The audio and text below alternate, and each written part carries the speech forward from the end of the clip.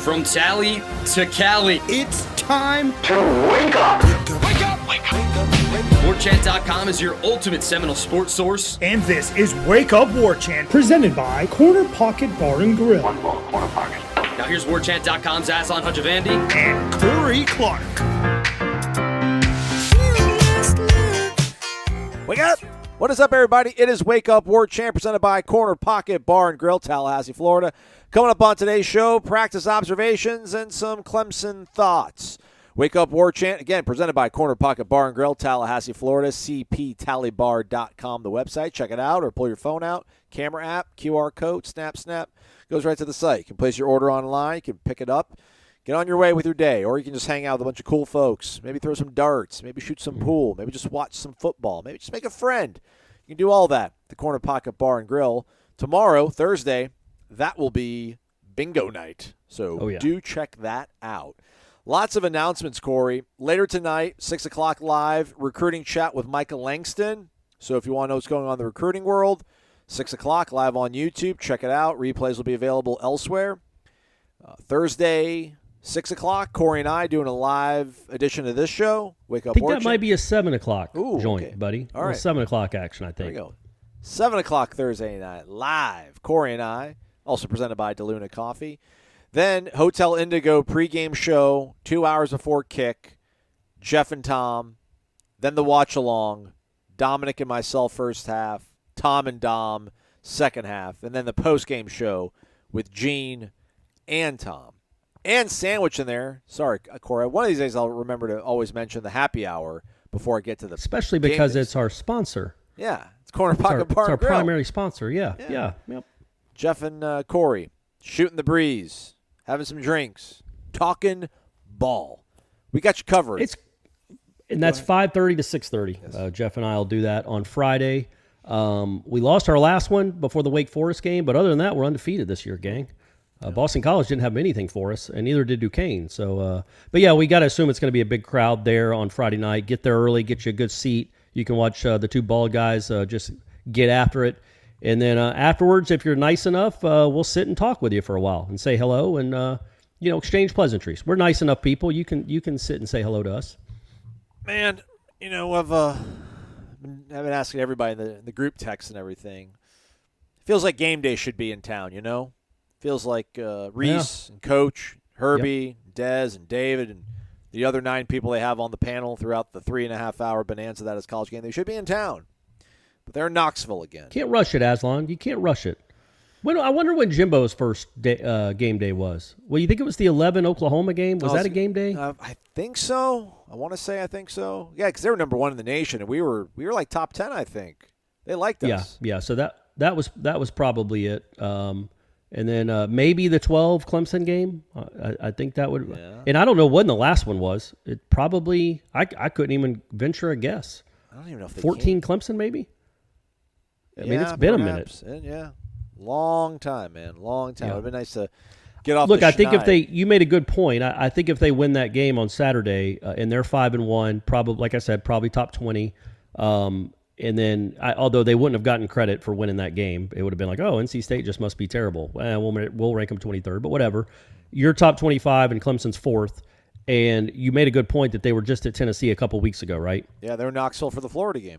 Yeah, so they had no other choice now, and they might have gone back to Knoxville either way, but I think they really would have been itching to come to Tallahassee for 5-1 versus 6-0 Florida State Clemson. But you blew it in the final. Well, you blew it in the whole second half, and they're not in Tallahassee on Saturday, sadly. A lot of Syracuse fans upset. Syracuse fans thought they should have it hosting NC State this week. I mean, come on, no, let's be real. I'd say, man, but Syracuse should win that game, right? Especially if Leary's not playing. Yeah, even if Leary was playing, I might pick Syracuse, man. That NC State offense isn't great shakes at all. Syracuse could be, what are they, about to be 6 or 7-0? Man, all right, Orange. The Atlantic, buddy. It's all the talents here. I'm glad we're dropping these divisions, next year. Absolutely, and I think if you look at the Syracuse, that's the thing. I know Florida State fans. I can hear you saying this. Like, are you kidding me? Syracuse is undefeated and ranked. Well, man, they've just played different schedules. Like, Syracuse's schedule is very much backloaded.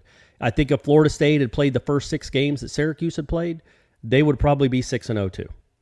Don't you think? I mean, I just think Syracuse has not played very good competition yet, but they've beaten who they're supposed to beat. But their schedule is really, really tough on the back half. So we'll see where they are at the end of the year. We'll see where Florida State is. If Florida State could somehow get through these first 7 games 5-2, you kind of like 8 wins. Like 8 seems like a if they can beat Clemson, you almost feel like 8 is a no doubter. Yeah. 8 wins is a no brainer. Yeah. But you start off 4-0, man. Yeah. So it kind of hurts a little bit. But yeah, they took out Louisville week 1. Then they had UConn. Then Purdue, Virginia, and the mighty Wagner Hawks, maybe. I don't even know. They're has some sort of bird. I think they're the Red Hawks. Red Hawks? Wagner, no, I'm just kidding. I made that up. I doubt they're the Red Hawks. Yeah, so and they've had 4. Wagner? Well, Wagner was their last game? Yeah. Oh, man. And 4 of their 5 games have been in Syracuse. They've been at home. So yeah, I mean, Purdue is probably their best win. You would look at that. Purdue's not terrible, so that's a nice win. It's a good win for the ACC, but yeah, it's about to ramp up a little bit here. We'll see what their record is at the end of October. Oh man, they have NC State this weekend, Clemson next, Yep. then Notre Dame, Yep. then Pitt, then the Noles, then Wake, and they end with Boston College. Yeah, that's a pretty tough 6-game stretch, man. We'll see. If they're 11-0, God bless them. They should be going to the playoff. Dino, you better get your agent on the line now. Yeah, really, go to Nebraska now, man. Go to Nebraska. All right, what did we see out of practice on Tuesday, Corey? It wasn't anything too. They didn't press too much, which I think might have been a little bit weird if they would have. Right? It seemed pretty consistent, pretty workmanlike, pretty kind of on par with what we've seen the last 3 or 4 weeks. Kind of some good moments, some moments maybe not as sharp, not as strong, but overall it seemed like Mike liked what he saw. Yeah, he said as much. There were 2 things that stood out. 3 things, really. We'll start with the first one. Ja'Kai Douglas is a full go now. Like, he went from not playing to I think he's going to be a part of the plan here. He looked really good. He's got fresh legs. Again, they're not tackling, but if you think about this Florida State offense so far in 2022, one thing they've been missing, in my opinion, is when they go to 3 or 4 wides. Micah Pittman has been very good out of the slot. He is a good receiver. He is not nearly as fast or light. He's a different kind of slot guy than Ja'Kai Douglas. Ja'Kai Douglas is fast and quick, explosive. Micah Pittman makes plays. He's tough. He's physical, powerfully built too in that frame.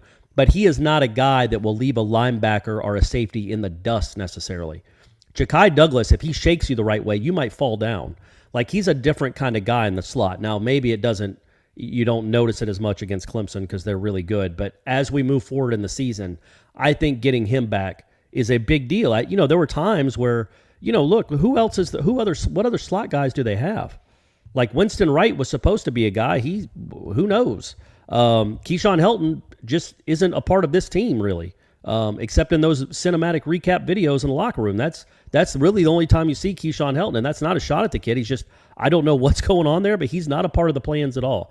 There were times where Toa Feely was a slot guy because they just didn't have any other options. Ja'Kai Douglas is a big deal, I think, for this team moving forward. Again, maybe not necessarily this week against Clemson, we'll see, but he's a mismatch guy.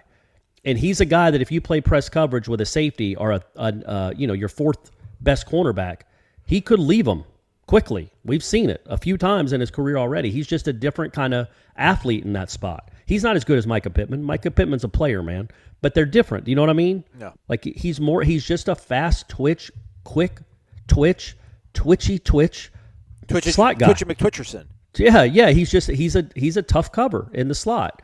Pittman is just a guy that makes some competitive catches and bounces off you. Either way, you need them both, and I think that's a good thing for Florida State to have Ja'Kai Douglas back. I think as Norvell mentioned after practice, he can also line up at running back occasionally, which again, we don't know the severity of Trayshawn Ward's injury. We should touch on it that Norvell said afterwards that he didn't need surgery because if you're on Instagram or even if you're not, if you listen to this show, which clearly you do because you're hearing me talk right now, He IG'd. He put on the gram, as I like to say, Aslan. Look at you, 2 in a row there. A picture of himself in the hospital on Monday. Yeah. Well, then on Tuesday when Norvell was asked about it, he said, "Yeah, well, he was in there, but it turns out we got best case scenario. He doesn't need surgery, But I would highly doubt if you have, and this is just me, I have no inside knowledge, none. I don't know that you can expect a running back to be in a hospital gown on Monday and then play a football game against Clemson on Saturday. So even if he can play, you got to expect he might be a little limited. I mean, that was a pretty tough injury it looked like he had on Saturday. Yeah. So, all of a sudden, your running back room's a little, it lacks a little depth. Ja'Kai Douglas can do that a little bit too. Rodney Hill, I thought, man, he, again, fresh legs. He runs hard. I don't know if you necessarily expect him to do much against Clemson. I don't know if you kind of thrust him into action in this environment against that team when he's probably carried the ball, 7 times this year? And they were in the fourth quarter of a 40-point game against Boston College and then against Duquesne. Now you're facing NFL guys. To me personally, more than anything, you'd worry about ball security with somebody like Rodney Hill, but he can play, and he is going to be a player for this team. I just don't know if it's this week. But even still, Ja'Kai helps you out there. It sounds like it is good news about Trayshawn. He's not lost for the year, it wouldn't seem.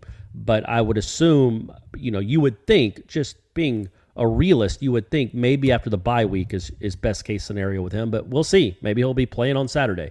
But also, what he said about Johnny Wilson, I thought was kind of insightful, because he even said, he's like, Johnny didn't have his best game on Saturday. He made a couple plays, but he also had a couple tough plays. And he's like, you saw him out there on Tuesday. He's like, that crap's not happening again. He went to work, and I didn't see every single rep, but what I saw, Johnny Wilson was making every catch. And I know he also stayed after practice to work a little more. I think that's again another good sign of a guy that realizes how important he is to this team, how important those 2 drops were to this team, and that he's working to get better, which is all good news. Also talked about he liked the response side of Jordan. I mean, you mentioned the response side of Johnny, going doing extra work and making sure he's on top of his things. You also liked the way that Jordan responded, and you kind of asked him about the whole emotional aspect of things, and you like your quarterback being emotional, and Mike talked about how much and how. Well, you like him being competitive and caring. Yeah. So, I thought Jordan had a pretty okay day. There was some moments I think that weren't his fault necessarily. I mean, I know there was a play that happened. You started doing your lap for the day, so you had your back turned to it. But there was like a coverage, and one of the cornerbacks got the business from Norvell, and immediately after that very next play, then there was a false start. So I mean, these are little moments. Again, these are 30-second snapshots in a 2-hour practice. And you're not going to kill it the entire time, everybody. But in terms of throwing the ball accuracy, knowing where he's got to go, Jordan's still doing that. It just seems like something's been a little bit different these last 2 games, and hopefully he's been able to reset. Maybe there's a little less pressure on this team now, and he'll get back to having that fun that we've talked about. Defensively, Robert Cooper was out there, which we can talk about that. We just did. There you go. That's pretty much all we have to say on that, I think. And then Fabien Lovett. Apparently, Dabo is bracing for Fabien, says, talking about defensively, they got a bunch of NFL dudes. They've got some cats. Those 2 safeties will be high draft picks. Thinks the corners are outstanding. Thinks they're the best group of backers they've seen as far as being fast and physical. And says, looks like they're going to get number 0 back this week, a twitchy guy inside. And I don't want to throw. Thinking of Ja'Kai Douglas? I don't know, man. These zeros and twitchy. You just can't talk about a 0 without mentioning twitch. I'm with you, Dabo. So we'll obviously monitor that on Wednesday. That'd be a big boost, because I don't know. I think some of us might have got a little bit ahead of ourselves and thought that it was not a foregone conclusion, but maybe probable that Fabien would return. But on Tuesday, he was not an active participant in practice. But then again, listen, we didn't see. I think even on Wednesday, I want to say, I think of Wake Forest week. Verse didn't practice. Verse was in jersey and basketball shorts and sneakers, and he ends up playing 23 reps. So even if we don't see anything encouraging out of Fabien on Wednesday here at practice, it still could be a possibility. I don't know, though. The fact that Dabo's got – I don't know. Do we need to smoke out a mole, Corey? Is there somebody reporting back to Dabo and Clemson? I was going to say, man, it's time to figure that out. You need to, put some misinformation out in the well and see what comes out on the other side, man. Exactly right. That's crazy. But, yeah, I mean, does it really – like when you think about it, and I get it, we wouldn't we wouldn't tell you for sure one way or the other, but does it really change what Clemson's going to do? Like, they're still going to try to establish the run. It's just going to be easier if Zero isn't in there. And I think one thing we could say, even if Fabien does come back, and you hope he does, what can you realistically expect from someone that hasn't played in 6 weeks? Right. Yeah. You're Jeez, it's been that long, huh? I mean, since Labor Day. Yeah. So you're probably expecting at most 20, 25 snaps, I would think, from somebody that hasn't played in a long time. I think they got the absolute maximum out of Verse, and he was only out for a couple of weeks after the Louisville game. So this is a guy that's been out for literally since we were in New Orleans, man. Since you were killing dogs in New Orleans, Fabien Lovett hasn't played a football game. So that to me, like, you hope he plays. It gives you, even those 20 reps there's so much better reps when he's out there. But you just knocks got him off schedule, right, Corey? I mean, even if you get 20 reps out of him, and whatever the number percentage that Papuchas used the other day to talk about the amount of reps that Patrick Payton played and the amount of plays he actually made, 20%, which is big for a defensive lineman. Man, if Fabien can give you, three stalemates, man, on 1st and 10, where they only gain maybe 1 yard, that's a shot in the arm, man. Get them off schedule, and that can really affect things rather than them popping off 5-6 yards the way that NC State kind of was when they figured out, hey, they don't have 0 or 91. We can run now. I would think if he's anywhere close to going, he would go. Because it's not like you're going to be asking him, like we just talked about. You're not going to be asking him to play 50 snaps. You just wouldn't. So if he can give you 18 to 20, like you said, and then you hope there's no setbacks, as Alex Atkins talked about on Monday with Robert Scott, there were no setbacks for him, and he played the whole game. So that's good news. If you can get anything out of Fabien Lovett, and then there are no setbacks, and then he has a whole 13 days to get ready for the next game, man, you feel really good because all of a sudden you feel really good about the last 5 weeks of the season. You're almost, Lord willing, you don't suffer any more injuries. You would feel like, okay, you're at full strength for the stretch run. Now, it's not a stretch run for the championship. It's not a stretch run for the ACC Atlantic. That was blown in Raleigh. But it's a stretch run for a good season. And win or lose Saturday, you can still have you could have a great season by our standards, our current standards. You could win out. It is not unrealistic to think if you are fully loaded, this offense starts playing like we know it can against lesser defenses. There's nothing on this schedule after Clemson where you're like, that's an absolute loss. No chance. They could win out. If Fabien Lovett is fully healthy for the last 5 games, maybe Winston Wright's back. Maybe Ja'Kai Douglas works himself into the mix more. Maybe all these other guys get healthier and healthier. Darion feel Williamson. good about it. There's a guy we haven't talked about in a few weeks. Yeah, man. He had that stretch against Boston College, man, and then that was, who knows. But even still, I just think that, this game is certainly winnable even without Fabien Lovett or a fully healthy Fabien Lovett. But, man, that would help a lot because I just think the one thing that you feel, the one thing that gives you pause, man, the end of that NC State game, even after the interception, you had all 3 timeouts, and they got the ball at the 20. And, man, it would have been, how cool would it have been if he'd have caught it at the 1 and fallen out of bounds? Oh, yeah. You know what I mean? That really amps up the excitement there. But so you've still got 3 timeouts with 38 seconds left? If you get a stop on 3rd down, they got to punt it to you. You get the ball around midfield with 20 seconds left. 1 first down, at least you've got a Hail Mary kick attempt for Fitzgerald to win the game. But they just ran it 3 times up the middle of the field and you lost. And they ran it up the middle a pretty good amount against you, just like Wake Forest did, just like Louisville did. That's where you miss Fabien Lovett. And I just think if Clemson just has to go work for their yards and not just run it up the middle and have 2nd and 3 the whole game, you got a real chance, man. But if you can't stop the middle, if you can't stop the runs up the middle, and they've struggled because they just aren't good enough right there without Zero, then that's what gives you pause, man, is because if you make it easy for that Clemson offense and he gets to take play action shots on 2nd and 3, if he feels good because they're always ahead of the chains, then you don't put a lot of real game pressure on that quarterback. I don't feel like Sam Hartman felt a lot of game pressure. The one time he felt game pressure, he threw what should have been an interception.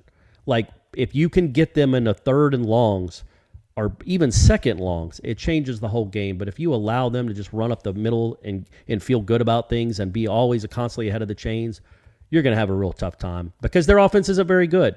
It's not terrible, but it's not very good. And it's not like a great Clemson offense that we've seen. So you'd love to put them in situations where they doubt themselves. But if you're 2nd and 4, you're not going to be doubting yourself a whole lot. So that's the real bummer about. I would say Lovett. Who's more valuable than him besides Jordan Travis, would you say, on this team?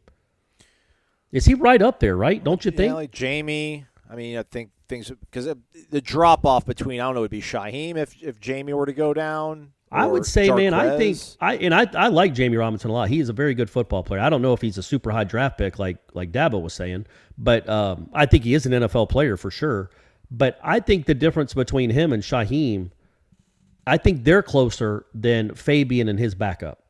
Okay. You know what I mean? Yeah. I think I just think that gap is wider, man. Fabien, they don't have a lot of Fabien Lovetts on the interior of the defensive line. He's one of the best in the conference, and you just, man, it really is a bummer that the 3 toughest teams on your schedule, the 3 biggest games on the schedule, you haven't had at least one of your 3 to 4 most valuable players for the whole time, maybe.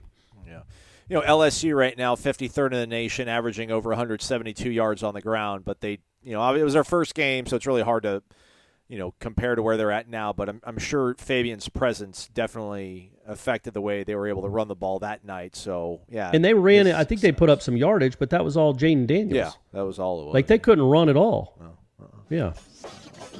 Hey, your favorite athletes, they always strive to put themselves in a winning position, and it's about time you did too with MyBookie. MyBookie.ag has the biggest online selection of odds and contests to fill all your sports betting needs anytime, anywhere. Bet on NFL, Major League Baseball playoffs, which Corey will be in attendance, so I don't know if that might affect the Braves line when they figure that out. Or you can play for a share of big cash prizes in the weekly blackjack tournaments. If you've been waiting for the right time to get in on the action, that time, now. Make your winning move today. Sign up at mybookie.ag. Use that promo code WARCHANT and claim your deposit match of any amount up to $1,000. Again, promo code WARCHANT to claim that bonus. Dollar for dollar instant match. Experience sports in a whole new light and make this season a winning one. Bet anything, anytime, anywhere with MyBookie. And over at MyBookie, Florida State, a 3.5-point underdog to Clemson at home. 51 remains the over-under. So, feeling bullish about the Noles. Corey gave you some reason to. Get over to mybookie.ag. Use that promo code WARCHANT. Now on the Clemson side of things, Corey. Okay. Here's the bummer. They're expected, this is coming from the On3 website for Clemson, Clemson's expected to have all 5 of their top defensive linemen available for the first time this season, Saturday at Florida State. So Breesy's available. They obviously have Xavier Thomas is back, who's been there forever it seems like, but he returned in his first game action against Boston College last week. KJ Henry, Tyler Davis, who I don't think was healthy or even played when Florida State faced off against Clemson last year. Miles Murphy, and then Rook Orhoroho. Totally butchered that one, I'm sure. Yeah, that's fine. But all these guys, I mean, you look at their defensive grades on Pro Football Focus. Wes Goodwin really hasn't missed much of a beat since Brett Venables went to Oklahoma. So we're getting a little bit healthier maybe, but it sounds like they're significantly getting. I mean, I can't believe that they haven't had all these guys the entire season. They look this good on defense. But when you look at their schedule, though, and I can't quite remember everybody they've played, but this is the second best offense they've faced, right? Yeah. Like Wake Forest is. Sorry. They started off with Georgia Tech. 41-10. Not a good offense. Right. Yeah, especially not a good offense. Especially then. They're a little bit. Furman. Okay. Louisiana Tech. Okay. Wake. Yep, and they gave up 48. Gave them the business. Yep. 45. Sorry. 38 in regulation, though, I'm sure is what you're trying to say. NC State and then Boston College. So, yeah, I mean, Florida State's the second best offense they faced. In fact, you could look at that group of teams that they've faced.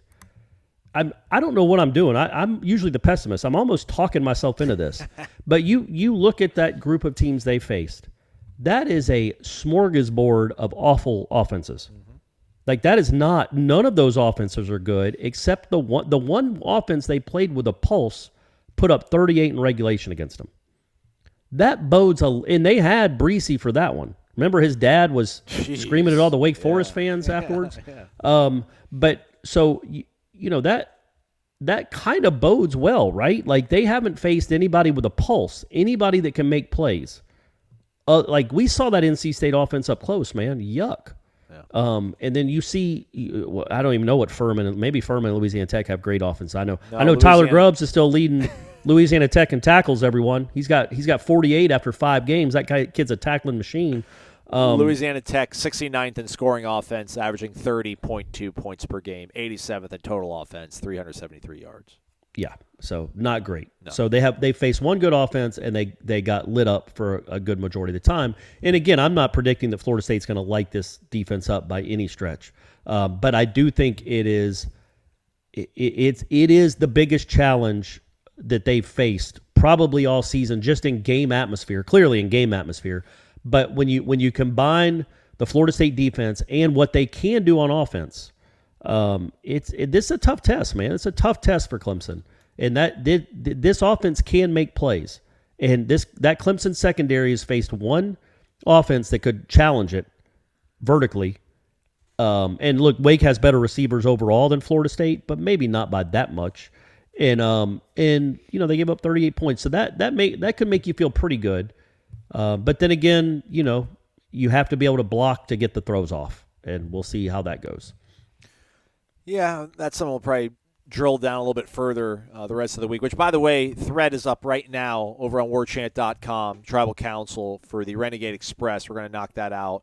We're going to be on a bit of a time crunch recording it on Wednesday for your Thursday show, but it's open now. Because I'm taking Brady with a couple buddies. We're going to a Braves game. We're going to the Braves Phillies. It's a big win, everyone. So root for the Bravos.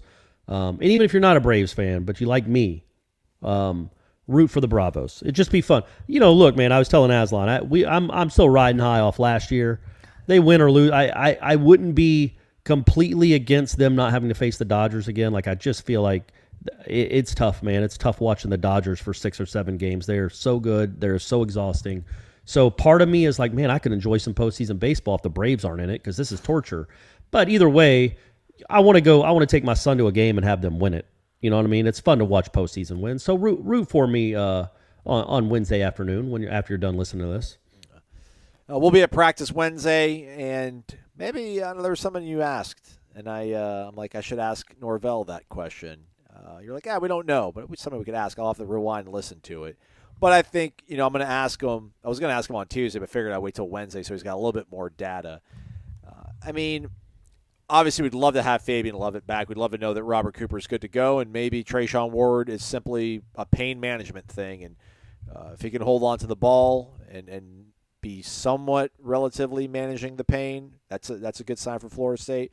But what if they could go into this game with a 78% field goal kicker? What if Ryan Fitzgerald's back to where he was?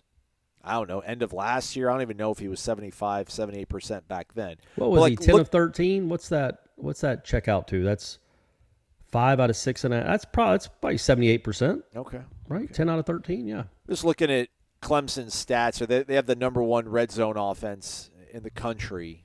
They got a great kicker. They do. That helps. BT Potter can, from way downtown, can knock it. So, that's probably something else that, obviously we can't. We can keep tabs on it, but we're probably not going to get a really good, lucid answer out of Mike Norvell. But I'll try to elicit something out of him. But there's no I just point. don't think you can go. Can you go into this game, Corey, managing it the same way you did second half against Wake, and then pretty much how you did against NC State? I know this is, you don't want to bring a knife to a gunfight kind of thing. You obviously want to score touchdowns, but man, it's going to be. It'd be a bummer to get a 58-yard drive into Clemson territory, and then you walk away without any points against them. Well, what if you, here's the thing. What if you get to the Clemson 23 and it's 4th and 4 in the first quarter? If you kick the field goal there, doesn't that go against everything you just did the week prior?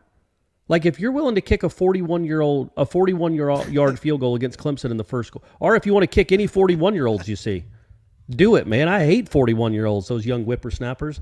But if you're willing to kick a 40 to 41-yard field goal against Clemson, why weren't you then willing to do it Saturday night in Raleigh with a win on the line?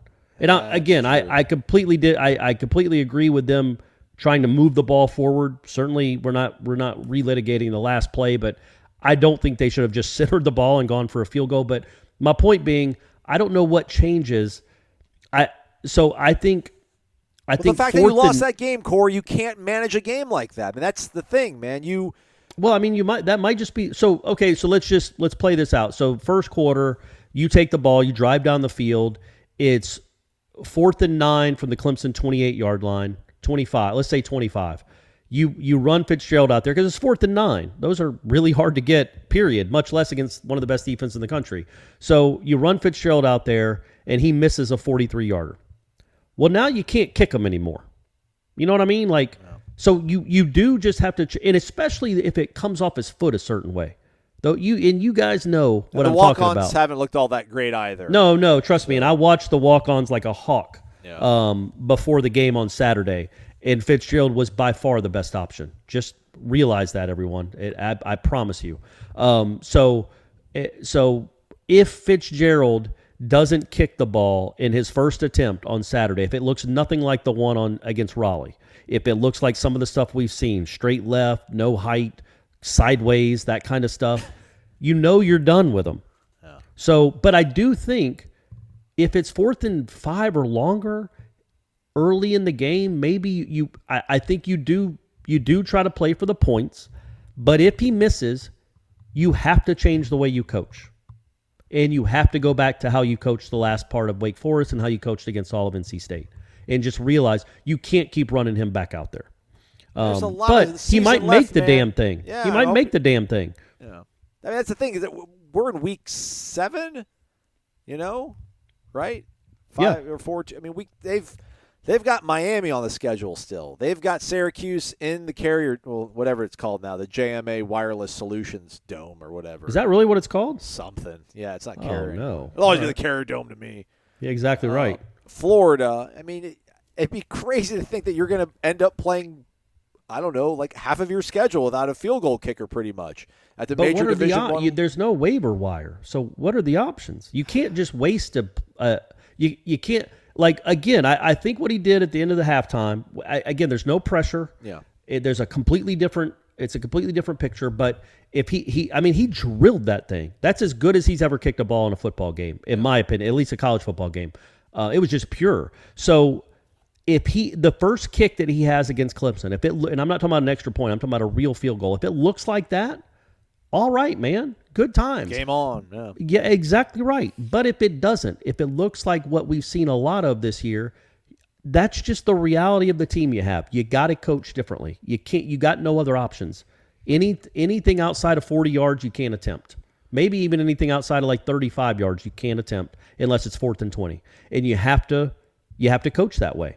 And you just have to hope that Johnny Wilson catches the 4th down pass next time, or Malik McClain catches the touchdown in the end zone. You have to go make plays. But yeah, man, I think I don't know what else you want him to do. Like you don't want to keep running a guy out there that can't make field goals. That's a waste of a down.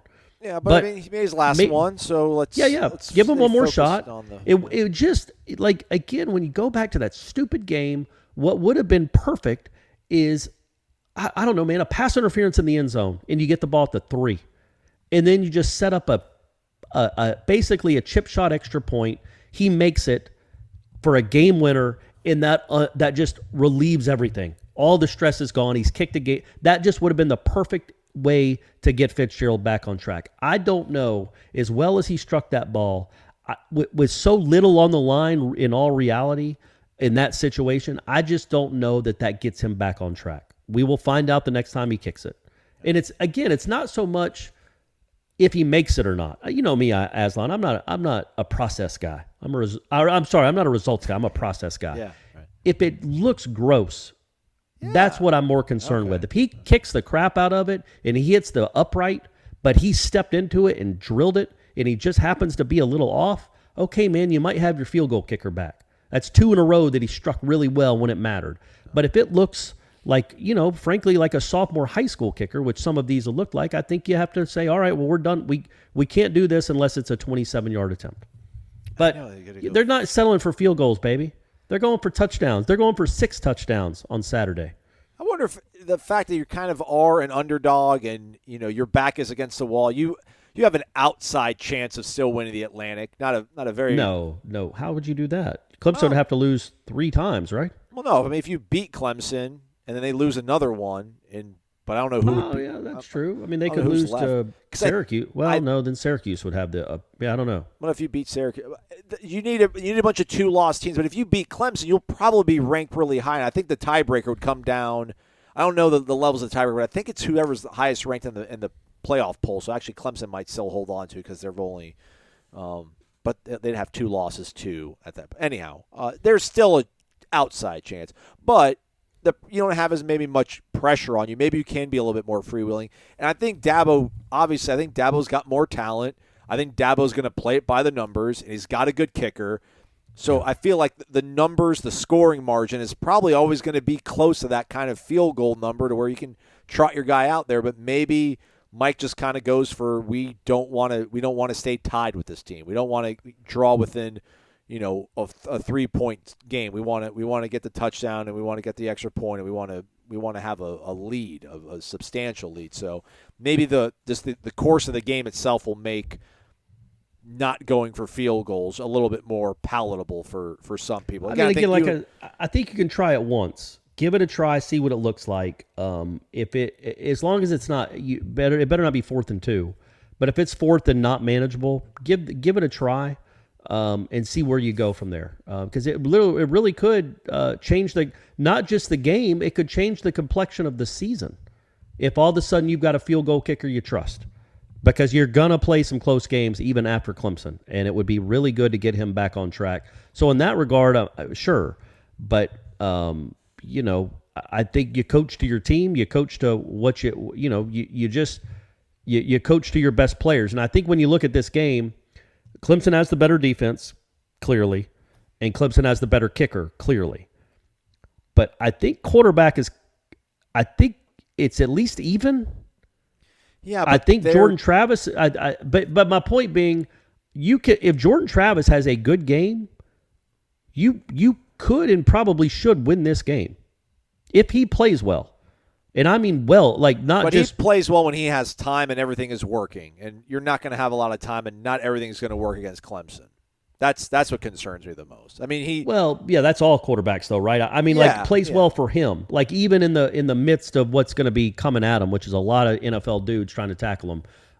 If he has a good game, sees it well, gets rid of it quickly, puts it in the right place, doesn't make mistakes, uses his legs some, I think you hope that you have the advantage at quarterback. You have the home field advantage, absolutely, and maybe that offsets their kicker advantage and their defense advantage. That's fair. Because I think your offense is as good as their offense. I think your receivers are as good as their receivers. Their offense isn't incredible. So this isn't a Clemson team to be scared of. Like I said, they haven't played any good offenses except for one, and that offense lit them up. Now it's a crazy different kind of offense than what you run. But it's, they could not cover those Wake wide receivers. Leads me to believe you might have some shots with 14 to make some plays. Maybe Deuce gets loose finally and makes some plays. But you can't run the ball. I know what they want to do, and I know we got to wrap it up. We got a whole week to talk about this. I don't. You're banging your head against a wall if you try to consistently establish the run against this group. They're number 2 not going to do it. They're the number 2 rushing defense in the country. They're only allowing 63 yards on the ground. You are going to be like you did in the the second half against NC State. You do not bang your head against the wall and just run over and over and over. You've got to be creative. You've got to be different in your running game. You can't run traditional stuff. You can't run your traditional stuff, because they will snuff it out, and you cannot run every first down like you did in the second, or 70% of first downs cannot be runs like they were in the second half against NC State, because that means 70% of your second downs will be second and long, and that's not how you beat Clemson. But you've got your strength, I think, on offense against this team. You're going to be able to run. You can run against most teams, not this one. You've got to use your receivers, and you've got to use your quarterback's legs. Those are 2 things that are going to be tough to stop. And it's cool because last year you didn't have, they stopped Jordan running the ball, and he couldn't take advantage because he didn't have receivers. Now he does. So hopefully they can take advantage and, score, 27 points. Get to 27, get to 24, see what happens, see how it shakes out. All right. Well, hey, we'll be back live tomorrow. Yeah, because you're listening to this on a Wednesday, everybody. It's Wednesday right now. Thursday live show. Later today, though, live show recruiting. And the thread is up right now for the Renegade Express. So get over there, post your questions. If I see it in time, maybe if it's a good question, I'll ask Mike Norvell at practice. But otherwise, we'll try to get some more clarity, make some more practice observation. We touched on everything in practice, right? Nothing else really all that urgent. Mastromanno punted the crap out of the ball. He did. True. That was crazy. Like, so much so that Norvell even mentioned it. No. Which, I mean, that's not a thing you normally mention after a practice. But he talked about Mastromanno because, again, it wasn't just the crazy punt beyond the line of scrimmage debacle. He was terrible. For him, he was really bad. He didn't flip the field at all. He did not help them out at all. I think he averaged like 33 yards a punt. Now, a couple of them were trying to pooch him deep because they had the ball at the 37 or whatever. But still, he was not good. He did not flip the field. He was not good at all. But he had like a 52-yarder followed by like a 62-yarder. Back-to-back, like crushed them. So that was good to see. It's good to see that's still in there. So hopefully, well, who am I kidding? He's not going to be punting on Saturday. Take the day off, Alex. Take the day off, baby. You got to hold for extra points. That's all you're going to be doing, my man. It's Clemson. You're not worried about that. You're not worried about punting against Clemson. Come on. All right, that's a wrap for us. Jeff Cameron Show, 1 to 3 o'clock. Before that, though, practice going on Wednesday morning. Head over to warchant.com as well as Warchant TV. That's our YouTube channel for practice footage as well as all the interviews after practice. We'll have a summary, observations over on the website for our subscribers. It's only $10 for an entire year. You should sign up right now, but the promo runs until August of next year, so you can start saving right now. Or get all the inside scoop before this big Clemson game. Big dub, possibly. How crazy will you feel if you weren't able to see it coming? You weren't able to enjoy it the way that the over 12,000 people who are already subscribed to warchant.com are going to be able to enjoy it on Saturday night, huh? Think about that. Amen, Aslan. He's Corey. I'm Aslan. Thank you for listening to Wake Up Warchant, presented by the Corner Pocket Bar and Grill.